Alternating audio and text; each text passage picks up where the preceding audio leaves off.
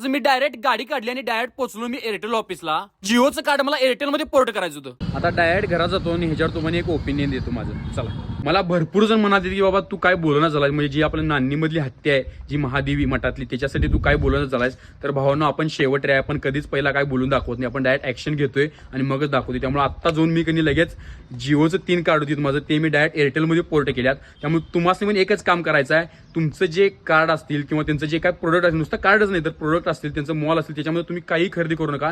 त्यांना डायरेक्ट आपण कधी ऍक्शनमधनं म्हणजे कृतीमधनं डायरेक्ट त्यांना दाखवूया. त्यांनी जे हे पैशाच्यावर सगळं केल्यात त्याच्यासाठी आपल्याला काय तर करता येईल काय बघायला पाहिजे, ना की आपण स्टोरी आणि व्हिडिओ टाकून काय होणार आहे. त्यामुळे तुम्ही पण एक काम करा जावं, लगेच पोर्ट करा जावं कार्ड किंवा त्यांचं प्रोडक्ट काही घेऊ नका.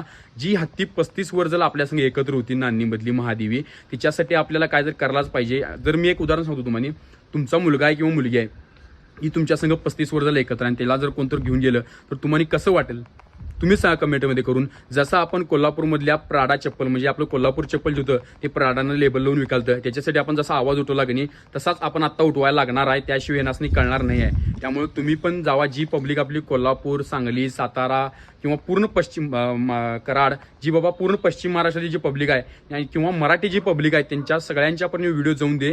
जास्तीत जास्त लोकांना शेअर करा, कमेंट करा, लाईक करा, काय पण करा, तर त्यांच्या पण व्हिडिओ जाऊन द्या. आणि आपल्या हत्तीला न्यायला मिळालाच पाहिजे. ती हत्ती जी महादेवी आहे आपली, ती आपल्या नान्याच्या मठात परत यायलाच पाहिजे.